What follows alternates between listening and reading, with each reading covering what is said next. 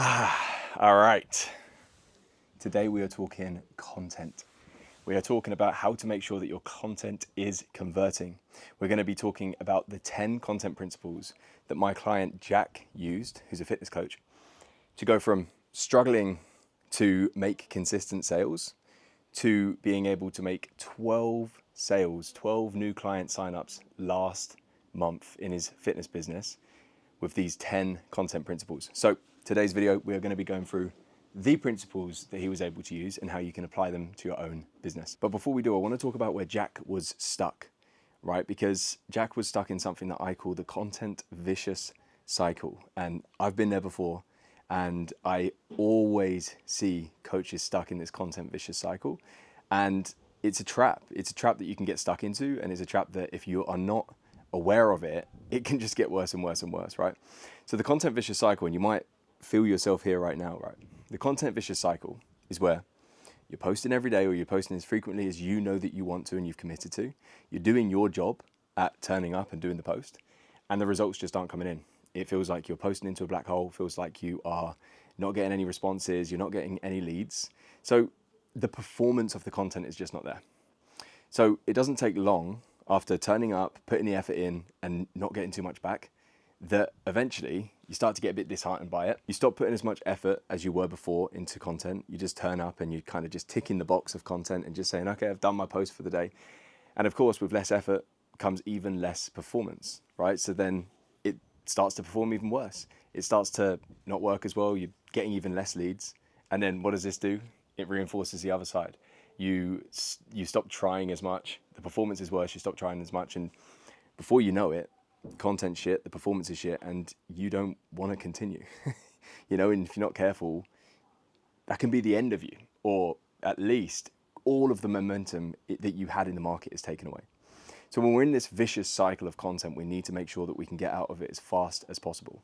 And Jack was almost there, right? And before we get into the 10 content principles, we'll talk about the two little shifts that we needed to make to be able to make sure that we could get out of this content vicious cycle as fast as possible. Now, what I'm not going to be going over in this video is the tactics of content, right? The tactics of what platforms to post on, how many times to post on, the hooks that you should be using, or the trends that are working right now, or specific formats that you should be doing. Because these are all tactics. These are all the icing on the cake. And the reality is most coaches are looking at these things to save them, right? Most coaches are not having the best performance, and they're looking at these icing on the cake type tactics to hope to change the performance of their content. But the reality is you can put whatever icing on the cake, you can make it look as nice as possible, but if the cake is still shit on the inside, it's still not going to actually work, right? And it's the same with your content. You can do all of these tactics, but if the principles aren't there, or the ingredients aren't high quality to bake that cake, or the principles that create your content are not there, it doesn't matter what bells and whistles you want to put on it, it's not going to work very well. So again, in this video, we are going to be going through 10 principles that are going to guide your content creation, no matter where you're creating, no matter who you're creating for. So eventually you can add these bells and whistles, these tactics on, and it does make it work slightly better, but we're making sure that we're adding these onto something that is already high quality and it's already working. So let's get back to Jack. Like I said, before he was able to have a month of 12 new clients, organic, by the way, I should probably add. This is from his organic content and conversations and everything else. Things were tricky. And he was finding himself in this content vicious cycle. And there's two things that we changed, one on more of a mindset side and one of more on a logistical side. So the first shift that needed to be made was a mindset shift, because the reason why we get stuck in the vicious content cycle is because we are only creating for the outcome of leads, the outcome of sales, the outcome of conversations generated from the content. Now, obviously, I'm not disputing the fact that we're in business to make sales and make money, right? I'm not saying that we're not. And we're creating content to do that as well. But when that is the only thing that we are focused on, we're working at a disadvantage. The reason it's a dangerous place to be, the reason that we're at a disadvantage is because leads and sales generated from content is a lag indicator, right? Often that could even be 90 days away from the right inputs, right? So the right inputs have to happen now and potentially over the next 90 days for that outcome to actually occur. So when we are only solely focused on that as our only driver, it's very easy for us to be all over the place. It's very easy for us to be, up and down with the content creation, or at least our enthusiasm towards it. And it's very easy for us to kind of switch tactics all of the time. So the first mindset shift was we needed to be intrinsically motivated to create content. Not just because we want to be having a good time with it, but also because that is the thing that allows us to stay consistent with the type of content that we're creating, right? When we're intrinsically motivated, it allows us to get through the ups and downs without falling into this vicious content cycle and continue creating. So what Jack did was he stopped looking at content creation as a chore. He stopped looking at content creation as just needing to tick a box and turn up every day. And in his own words, he started seeing it like his art. He started to turn up every day, sit down and create this piece of content that felt to him like expression and like art, right? The beauty of this is that is intrinsically motivating, right? He also started to use content as a place to explore his own ideas. So the content was beneficial to him and his brand and his thinking, even if it didn't even go out anywhere, right? And the final thing was he stopped trying to stick to these rules that he thought he needed to stick to, and he started allowing himself to just create how he wanted to. All of these things allowed him to be intrinsically motivated to create the content, like it was enjoyable either way, right? Whether it was going to work or not, it was enjoyable. And the reality is with content, if you enjoy creating it, people will enjoy consuming it. It's just how it works. People can tell if you're creating content and you absolutely hate it. So that was number one. It was the mindset shift, to start to be intrinsically motivated to do the inputs, to do the lead indicators, so that we can stay consistent with the volatilities of business, so the lag indicators, so the outputs can actually occur. And the second thing, before we get into the 10 principles, right, the second thing on a logistical level was he got highly specific with who he was talking to and the language that he was speaking. So when his sales were at their slowest, it was because he was quite a generalist, right? When he joined me initially, he was trying to speak to everyone. And because he was trying to speak to everyone, he could never be highly specific with what he spoke about. And in any niche that's saturated, and fitness definitely is, if you're trying to speak to everyone, you're pretty much speaking to no one, because people are always going to be looking for the specific solution for them and a specific person for them. So one of the things we did was we shifted his messaging and his entire offer towards mums looking for fat loss. This allowed him to be highly specific with everything, not just his content, but his offer, his solution, his unique mechanisms, all designed for mums and their specific situation. Now, the beauty with this is all niches or all avatars have their own distinct reasons why this isn't going to work for them, right? So in his content, he's able to speak to the specific barriers that they believe that they have and how he's getting his own clients who are mums over that thing. And then he was speaking in their language. So he did a really good job, or he has been doing a really good job of working with his mums, right? And hearing everything that they're saying, all their fears, all their wants, all their aspirations, their desires, their pains, everything, right? Hearing their language that they're using, and being able to make sure that he's weaving that into his content consistently, so that he can make them feel like he understands them and their problem better than they do. Because when we're talking to a specific person, we're giving them a specific solution. We're telling them that we understand their specific situation even better than they do. They are going to choose you. So they were the two quick shifts that we made, like before everything else, right? The mindset of enjoying the content, and then the logistical side of making sure that we are highly specific across all areas towards one specific kind of person. So these were big rocks already. And then he started to introduce the 10 principles. So these are principles, like I said, that are going to work with any platform, any piece of content, any brand, because they are unique to you in how you use these principles. I call these the Signal Brand Content Principles. They are timeless and they will never go away. They fit into any of your tactics, any of your formats, any of your platforms and everything else. And if you can understand these and stick to them, they will be useful in your career forever. So we're about to get into them. Now understand, these principles are big, right? Principles are big. They kind of seep into everything. don't feel like these are like a box to tick, right? These aren't just like a post to complete. These aren't just something to figure out once. These are lenses to see content through.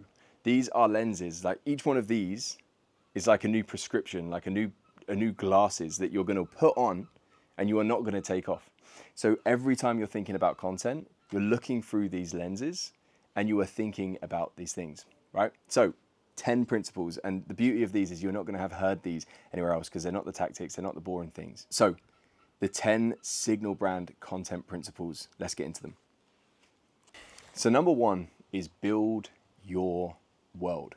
So when we're creating content, we don't just want to be posting. We don't just want to see our content as individual posts that we're hoping that do good or get a reaction. We want to be thinking about all of this as building a living, breathing, moving and evolving world, right? Across all your platforms, across all your posts, across everything, we want to be building a world. So a really good example of this is like, I don't watch these films, but it's like the Marvel universe, right? The Marvel universe the Marvel films aren't just singular films, right? There's not like a Spider-Man film and then a Hulk film. There are, but we understand that they're all in the same universe, and then there's films where they all come together, right? And each film is actually building the entire universe out. There's hints towards the next film. There's little look backs to other films and everything else, and they're all connected inside of one universe. This is the exact same thing that we want to do with your content. We want to build a world. We want to build a world where people feel that they are watching an unfolding story inside of this world. And there's this level of familiarity, right? It's not just a random person with a random piece of content, but there's this feeling of familiarity throughout. And there's 5 kind of headlines in which you can start to think about your world being built. Number 1 is characters, right? These are conceptual characters and real characters. If you think about when you feel like you know someone, you don't just know them, you know their partner or their parents or their children, right? This is what makes you really feel familiar with someone and you feel like you know them. So in your content, as much as you would like, we want to be having recurring real life characters that actually have their own storylines or their own personality and people can start to see them. But we also want conceptual characters, right? Your main offer should be like one of the main characters inside your world. People should know the names of your offers. People should know the names of your mechanisms. People should know the names of your communities. These kinds of things become characters as well, so people start to understand them. The second thing is storylines, right? Any good world, or especially any good story, right, has a storyline throughout. It has where someone is now, how they need to grow, and where they are trying to go. If your content consistently has storylines, macro storylines and micro storylines, people will continue to be curious about where it's going next. So macro storylines is like, where are you going overall? Where are you going right now over the next couple of months or even years, right? So if you're a fitness coach and maybe you are training for an event, like it would make sense to show that storyline. And that storyline actually becomes a container in which to be able to teach within, which is going to come to another one of these principles, show, don't tell. But it gives you a container that you can actually teach within. So as you're actually working towards your own goals and things like this, you can be teaching, you can be showing your own principles, and you can be showing how you're getting there. And also micro storylines, like the smaller things that are happening in your world. They can even be funny things. I once had a client who every Wednesday she'd go down to Starbucks and she would work from Starbucks. And the funny thing about this Wednesday was there was also this other guy, and there's one table that they both wanted. She never even spoke to him, but there'd always be a little race to get this table, and she'd always put it on a story.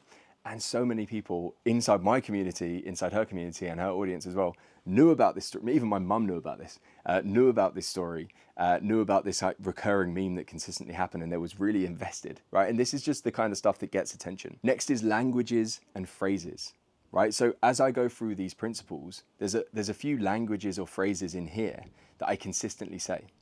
These help you be uncopypastable, which is another principle that we're going to be going over today. But they also just help build that level of familiarity, right? People start to say these languages and phrases back to you, and they start feeling like this. Again, this isn't just a piece of content or a piece of marketing. They're in a world and they have this sense of belonging. The next one is places, right? Again, if people start to feel and see the places that you're consistently going to, you're consistently at, again, it creates this feeling of familiarity and this feeling of this world that is being built. And the final one is the feeling, right? This is something that's worth thinking about. What feeling do you want to be able to portray in your world? If people constantly come onto your content or your brand and wherever they're consuming it, and they get a similar feeling throughout because you've consciously curated this, it creates this feeling of it creates this sense of belonging and familiarity. So number one is build your world. We're not just thinking about content, we're thinking about world building. And this is one of the biggest principles to building a real brand that people are actually, they're actually consistently watching.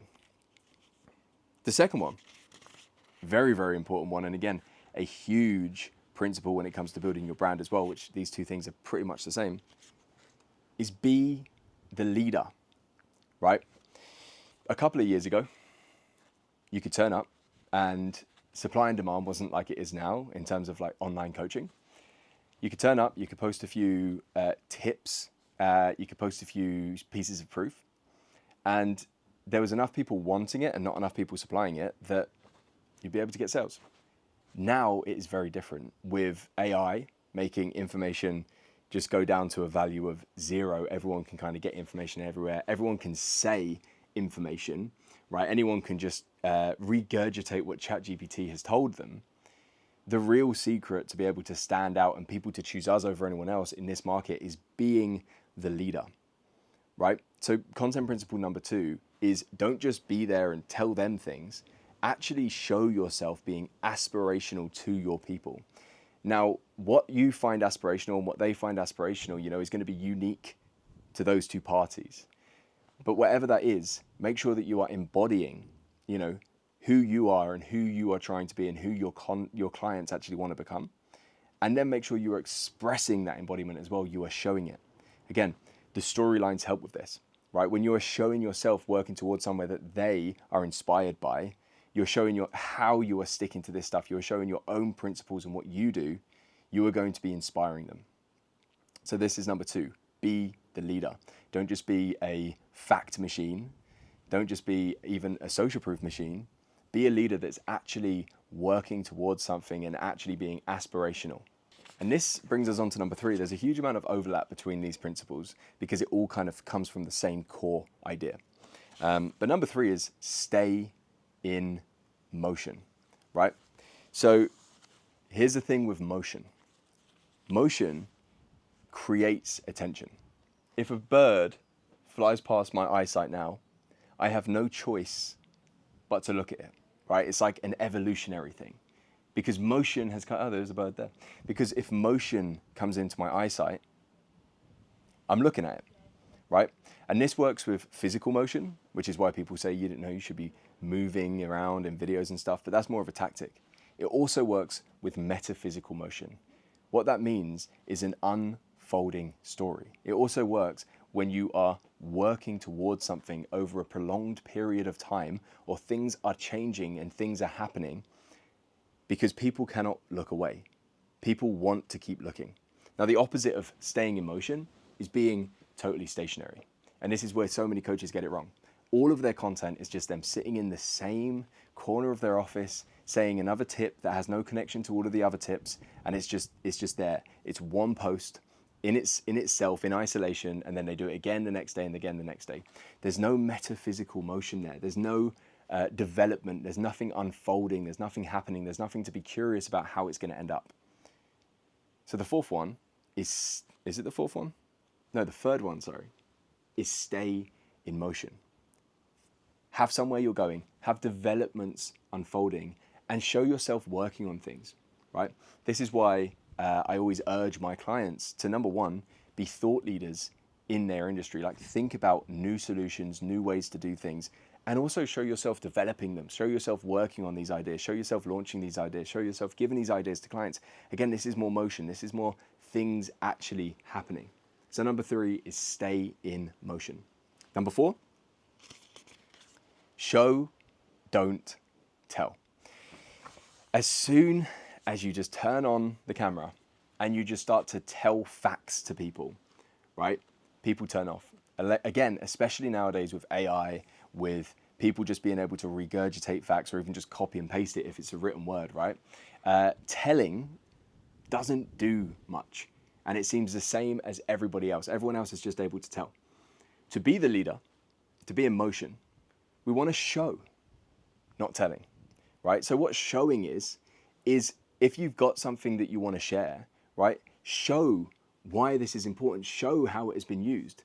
If you're smart, you're already aware that I am doing showing, not just telling here, right? Because I'm speaking about all of the things that Jack has done in his content to be able to get 12 signups last month. So it comes from a place of showing, hey, here's what Jack did, and then being able to tell you things within that. So the fourth one is show, don't tell. This can come from your own clients. You know, what's working inside your community right now, what's happening inside your community that you can show off, which still has some telling involved, but it's in the frame of showing. Or it can be in yourself. If you're in motion towards something and you're achieving goals that your clients would aspire to, you can show what's going on inside of that. This is all part of world building. This is all part of staying in motion as well. But we want to be mostly showing, not telling. And the beauty of this as well is if you're showing, not telling, it's a lot easier, right? Because you're just saying what's happened, which instantly puts it into context in your audience minds. A lot of the time when we're just telling, it goes very, very theoretical and usually higher sophistication than most people's markets, and they don't really understand what they're even listening to anymore. So straight away it gets into context and it's more of a story-driven thing and people are understanding it more. But also, when we're showing, not telling, we actually have social proof weaved throughout everything. Instead of, you know, how most people teach it, which is like, okay, this is a proof post. So it is just exactly proof and what's happened, where most people don't even read that stuff, right? Proof is being able to be weaved throughout everything that you are talking about, everything that you are doing, which is much more effective because people actually pay attention, because it's also useful at the same time. So that's number 4, show, don't tell. Number 5, insight over value. So again, a couple of years ago, you could turn up and just do value posts and it would work, right? And by the way, this is what I've noticed now. The coaches that have been in the game for a little bit longer, they've actually built up bad habits, right? The newer coaches are better because they've kind of jumped in and they're kind of operating how they probably should right now, depending on who they're learning from. The older coaches have built up bad habits of what worked before, and the market has changed. And one of the big ones is insight over value. So like I said, a couple of years ago, you could turn up, you could say a couple of tips, and people would be amazed. Oh, this is great. And then they would be signing up. Nowadays, everyone can do that. If you're just turning up and sharing tips, you look the same as everyone else, you sound the same as everyone else, and they can just go and get that stuff on ChatGPT, or they know that anyone can just go and get that and regurgitate it. So instead, we want to be giving insight, not just value. Insight is different to value. Value is telling them something. Insight is showing them why it actually matters.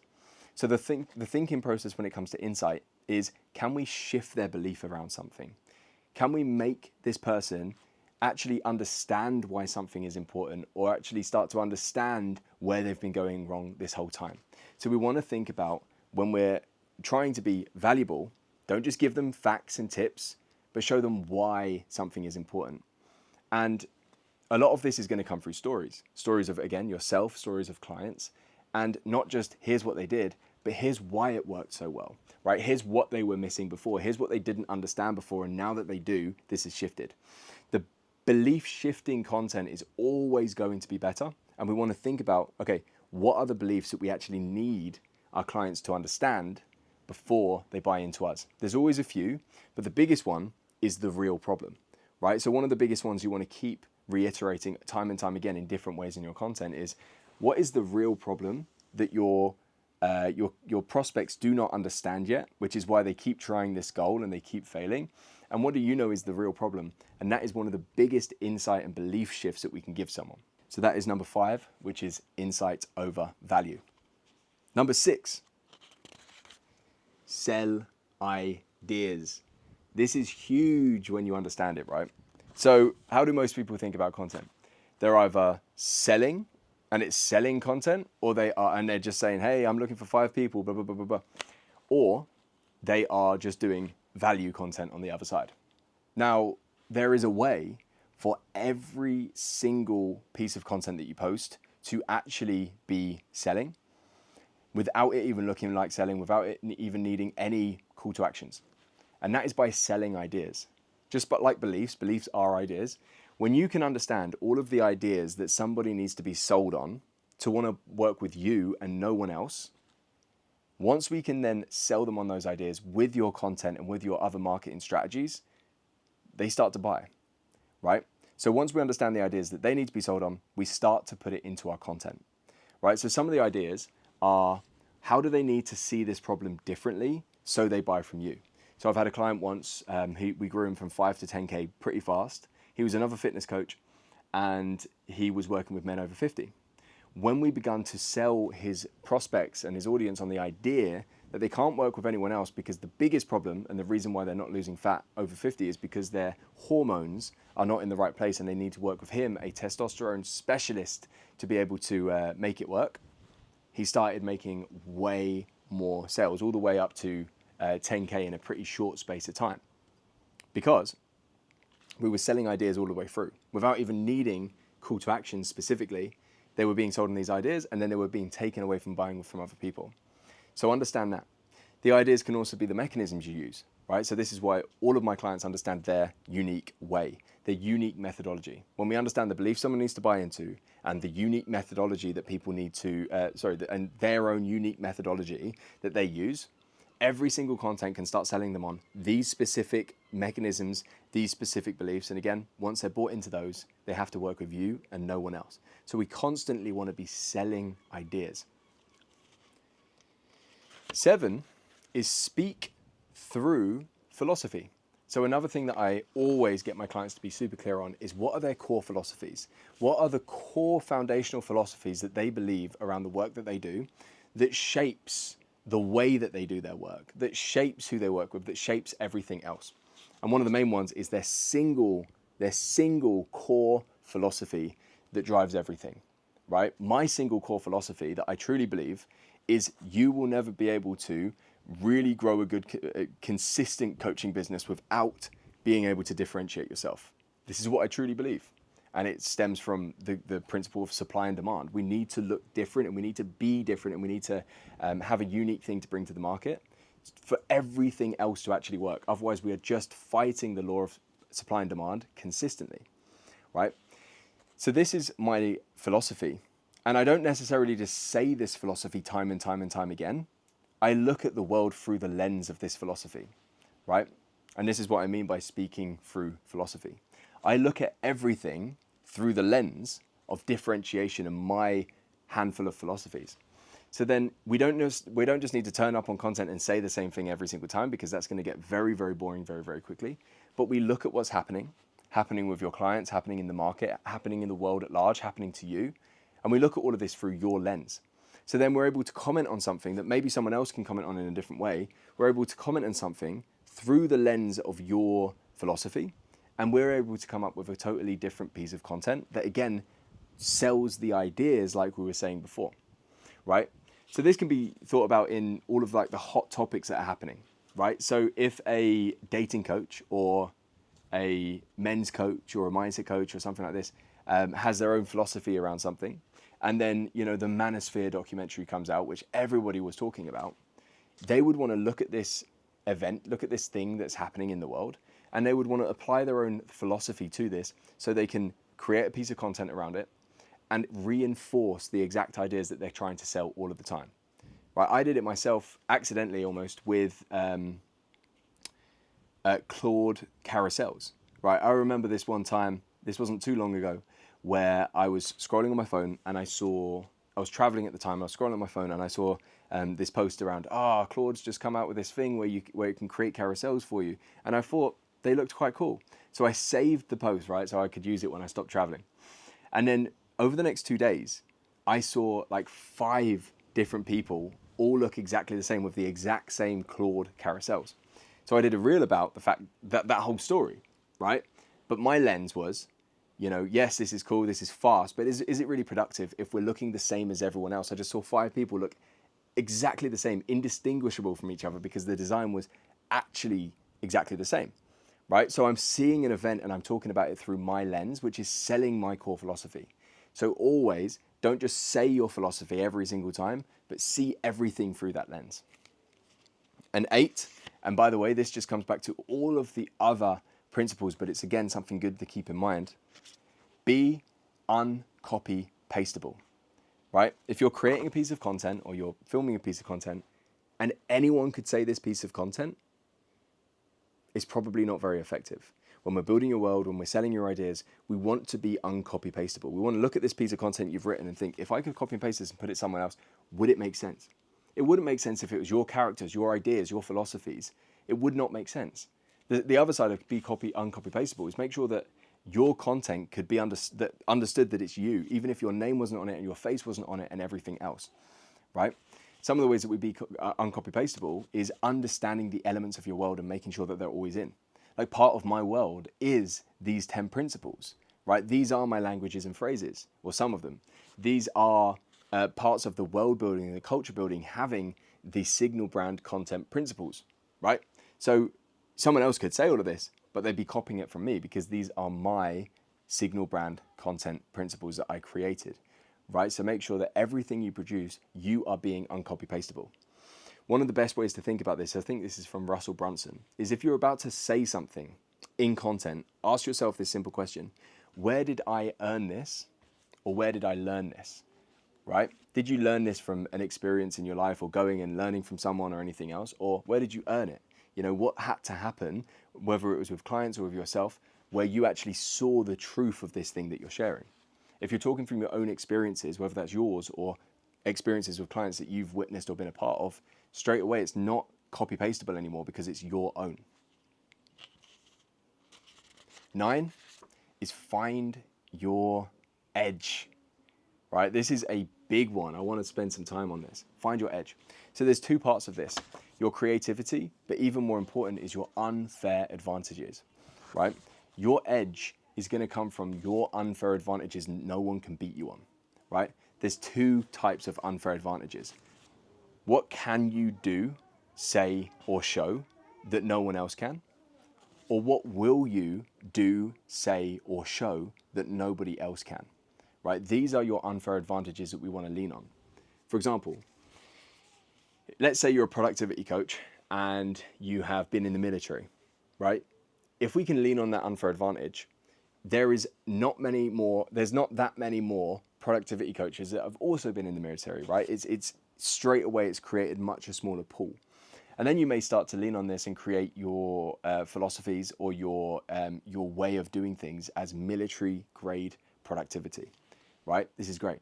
In your content, we lean on this unfair advantage by speaking about how you learn these productivity hacks or tips or whatever else from your time in the military. So we're speaking in stories and things that no one else can. If you've got a network of people that most people cannot compete with, leaning on these for your content or your stories or everything else is going to be huge. You know, so these are the unfair advantages that you have that no one else can compete with you on. And then there's also the unfair advantages that you will do that someone else will not. So these are the things that you just enjoy, right? So you might really, really love design. You might really, really love videography. You might love these different things. You might really, really love writing. I really, really love writing, right? So these little things, they might even seem like kind of softer things or things that aren't like big needle movers. But if you will, or let's talk about in my example, if I can wake up every single morning and write a good email and I actually enjoy it, it would be stupid of myself not to lean on that and build the rest of my content ecosystem around that and from that place, because it's an unfair advantage of mine. Not many people can do that consistently for 3 years, and it will be way more than that, right? So we want to find these unfair advantages. And the final thing when it comes to your edge is thinking about creativity. Like business and content is fundamentally a creative act, but most of us forget this, right? Especially with content, most of us are looking at other coaches or trends and everything else and thinking, what's the framework here? What should I do? It's fundamentally a creative act, right? If you're following a trend, someone had to be creative enough to create that in the first place. So one of the best things you can do is leaning to your edge of your own unique creativity. Like play around with things, experiment with things, ask yourself, where would you love to get creative? Like I love to get quite creative. It's not that big, but I quite like to get creative with the scenes that I shoot. You know, when I'm in different places, I love to be able to record content and set up a scene for myself and do it in cool places. I love that. And I enjoy the fact that YouTube videos are all in cool places, and it creates like this catalog of different videos in cool places. I just like that. It's a small element of creativity that I just enjoy, that I want to seep into everything else. So ask yourself that. What are your unfair advantages? And where are the places that you would actually really love to get creative? And when you can blend these things, you start to find your edge in content. And the final principle, after all of this, the final principle that brings this all together is let it flow. So there are so many unconscious rules that you will be sticking to with your content. I actually remember this time. Do you remember when Threads came out? Instagram's Threads. I remember when I jumped on Threads, and I became so aware when I was just writing stuff on it and creating on it. I became so aware that I didn't have any rules for Threads. I didn't have any unspoken, unconscious rules that I was sticking to, and I was just kind of doing anything because it was such a new platform. And it was only then that I realized I am sticking to so many unconscious rules that I didn't even realize when it comes to Instagram. Because it's been around longer, I've learned more things about it and everything else. I'm sticking to these rules that I don't even need to stick to, or I haven't even disproven. I'm just sticking to them without even realizing. So one of the things we want to do when it comes to letting it flow is forget all of the rules that you're sticking to, or try and at least be aware of them. What are the things that you feel like you need to do every time? Is there a certain camera angle? Is there a certain type of post? All of these things are just not real. They're just rules that you're sticking to. And most of the time, these rules make it harder to create in an expressive, enjoyable way. And the second part of letting it flow, which might sound counterintuitive, but often we need to bring down the ceiling of what creates content. Right? So many times, again, we are being stiff with our content. We are overthinking content. We are over creating content, and we are overanalyzing it because we've got this ceiling of, it needs to be all of these things. It needs to stick to these rules, or it needs to be this good, or it needs to be in this time or this place or anything else. And so often it's the exact thing that makes our content stale and unexpressive. Like content nowadays, the content that works is when people can feel you, they can feel your truth, they can feel you expressing, they can feel your energy through the screen, through your words, or whatever else. When we're not letting it flow because we've got all of these rules and we've got this big high standard that we feel like we need to stick to, none of those come through. So the final one, after all of these has been said, is let it flow. Just create, just enjoy it. The big thing when it comes to content, right, and this isn't one of the principles, but maybe it should be. Big thing when it comes to these content is your testing ground, right? And this is just bringing all of this together. As soon as you start overthinking content, as soon as you start asking yourself so much like, what do these people want to see? What do these people want me to say? What do these people, respond to? You start asking yourself questions that you cannot know the answer to. You can't know the answer to it because it would just be a guess, number one, right? But number two, you can't know the answer to it because everyone in your audience or your potential niche of thousands and millions are going to be different individual people. So you're never really going to know. So when we can start to remember that content is just a training grounds, like it's just a testing grounds. There's very few things that you can do with content that's other than the obvious things, right? That are going to actually do damage. You can post multiple times a day. You can post at least every single day, right? And you can have multiple tests to see what hits your audience. So allow yourself to actually test with this. And this is what I always tell clients, right? Like everything else comes from your content and your testing, right? You're going to test lots of different things, what works, formats, what works in terms of the topics you're talking about and all these different things. Eventually you get a response, and then we build everything else around that. We can build offers around that. We can build funnels around that. We can definitely use ads around that. Content is free, and you're going to do it every day anyway, or very close to every day. So it's where you can actually test. So that's like the 11th one, but it's part of letting it flow. Bring down the over-analyticness, bring down the ceiling, and just let yourself flow with content and realize it is all just a test. So they are the 10 content principles that allowed Jack to embody, first and foremost, to express himself through those and to make 12 sales last month. The final thing I will say, and this has kind of been, weaved in throughout everything, but the biggest foundational core like soul of your business and soul of all of these things that all of this is actually sitting upon is your brand. right? If your brand isn't unique, if your brand that you're putting across isn't a high utility to a specific person, is not unique, has not got its own way of doing things, is not built on your own unique philosophies that make you different, you can do all of these, but they're even going to be hard to understand anyway. So the biggest thing is brand.